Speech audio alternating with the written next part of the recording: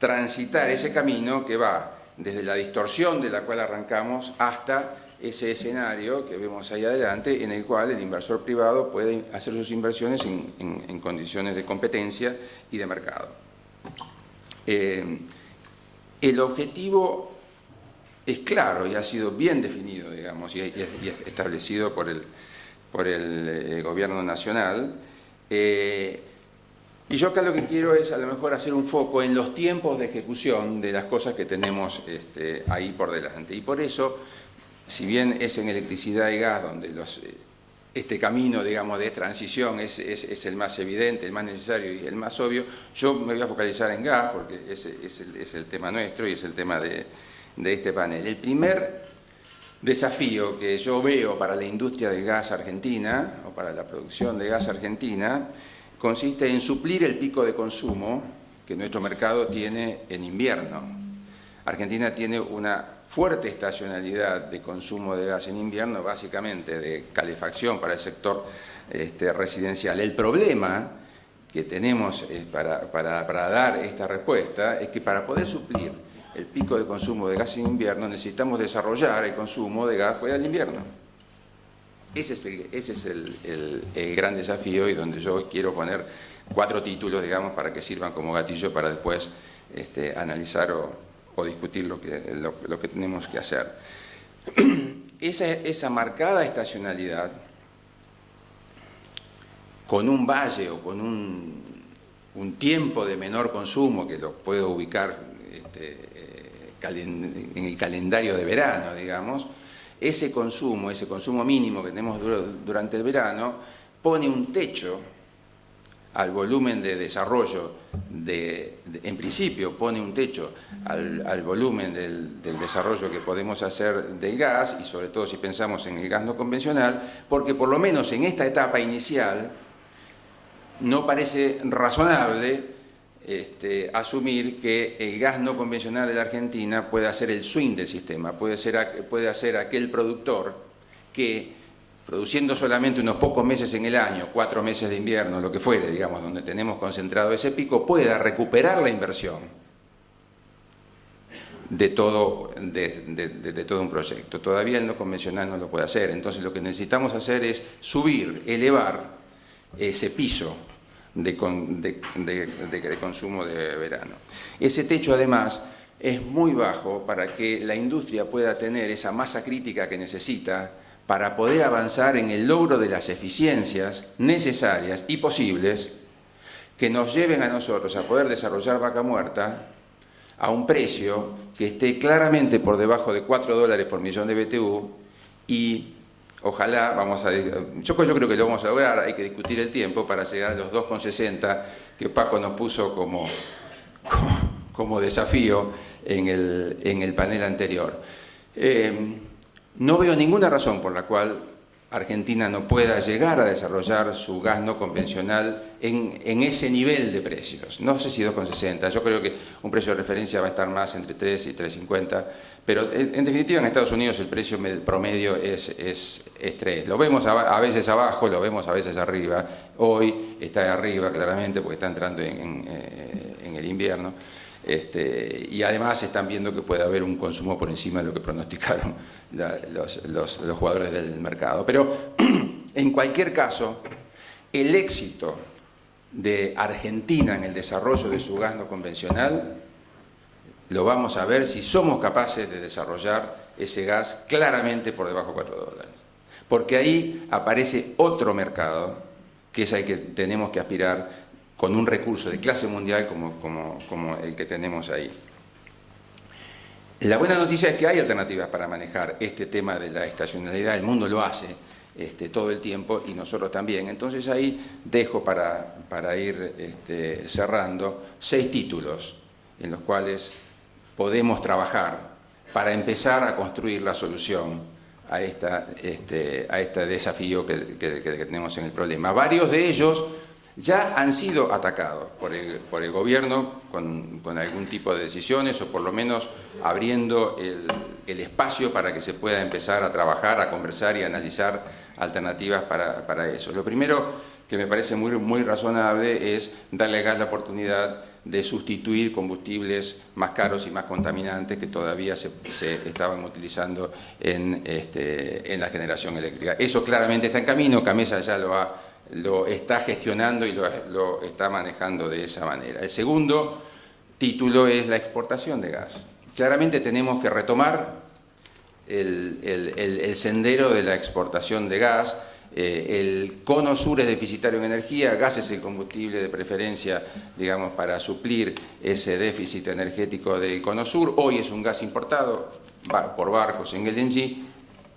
Nosotros tenemos la posibilidad inmediata de dar una respuesta y sustituir ese tipo de importaciones. La Argentina ya está caminando también en esa dirección, está autorizando, hasta donde yo entiendo, exportaciones. Primero fueron con un mecanismo de swap, ahora está autorizando exportaciones de verano, y tenemos que pensar que no solamente esta sea la forma. El tercer título es storage. Tenemos claramente que trabajar en el desarrollo de almacenamientos para poder producir en verano el gas que vamos a consumir en invierno. Varios estamos ya trabajando en esto, empezando por YPF, 2 minutos, termino, que ya viene de antes, nosotros nos hemos sumado ahora y la idea es cooperar en la búsqueda de soluciones, pero también nos puede servir para vender en invierno gas de verano, o sea, gas producido en el verano, guardarlo en invierno, incluso para mercados de exportación, cuando los sistemas de transporte interno no nos permitan evacuar todo hacia el centro de consumo. El cuarto punto es la modulación del contrato de importación con Bolivia. Tenemos ciertos márgenes de manejo dentro del delivery pay, digamos, que cambia con máximos y mínimos, pero claramente ahí hay un espacio para sentarnos y conversar y negociar con los bolivianos para poder hacer que este contrato funcione parcialmente también como storage, con menos gas para tomar en verano, con más gas para tomar en invierno. La existencia de un gasoducto nuevo, el del noreste, nos da esa capacidad de modular volúmenes, porque hay más capacidad de transporte que gas disponible, digamos, en esos puntos. Entonces, esto combinado eventualmente con alguna triangulación también con Brasil, como mencionó Miguel antes, incluso en la propia utilización de gas, con los contratos que Brasil tiene también con Bolivia, nos puede permitir a nosotros manejar una onda, digamos, de importación que abra espacio para el gas de verano de la producción doméstica. Y finalmente, hay dos cosas más. Una, volver a pensar en el uso de GNC como combustible en Argentina, con una priorización para lo que sea el transporte público o los grandes consumos. Y por último, para cerrar, dejo planteado la idea de la competitividad del gas como energía primaria para la generación de electricidad, porque en igualdad de condiciones, seguramente el gas sería una fuente muy competitiva que permitiría bajar los precios y mejorar la ecuación de costos de toda la producción o todo el sector de la producción industrial en nuestro país. Gracias.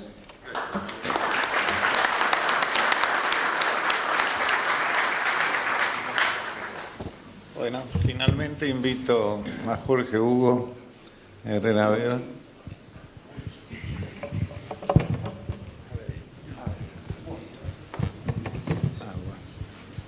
Después habrá preguntas para los integrantes del panel que espero que me hagan llegar. Adelante, Jorge. Bueno, yo voy a hablar amparado por el teorema de Baglini, que es un teorema muy sabio, teniendo en cuenta que el CARI, mi institución, es una institución que no se posiciona, es un lugar donde se debaten los problemas, pero no se posiciona. Entonces, las ideas que voy a exponer son personales mías. Es un gran honor para mí que los organizadores de este seminario me hayan invitado a exponer mi visión sobre los hidrocarburos en compañía de las prestigiosas personalidades que integran este panel. Voy a hablar solo de 3 temas: el autoabastecimiento, los límites que impone la cuestión ambiental y la necesidad de eliminar la corrupción. El autoabastecimiento. En mayo de 2012, después de 9 años de gobiernos del matrimonio Kirchner, se aprobó la ley 26.741 que se llamaba YPF, Soberanía Hidrocarburífera.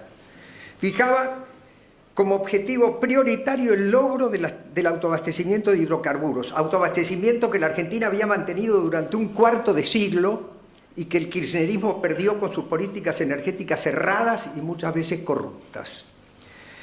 Salto al año 2015, estamos en abril, año electoral. Juan José Aranguren, que todavía era presidente de la filial de Shell de la Argentina, hizo declaraciones. Son del 6 de abril, están recogidas por el diario El Cronista del día siguiente, y 3 frases que he separado de muchas otras de una extensa nota que el diario tituló Aranguren, es mi interés trabajar para la recuperación del sistema energético. Y dijo, esas 3 frases son: hemos perdido el autoabastecimiento. El sector energético es responsable del desabastecimiento. La Argentina tiene abundantes recursos energéticos y puede contribuir a cambiar la balanza comercial del país. O sea, todo un plan. La política de la mal llamada por sus corifeos década ganada había hecho pasar los subsidios a la energía y el transporte, que también es mucha energía el transporte, de 3.500 millones de dólares en 2007 a 24.500 millones de dólares en 2015.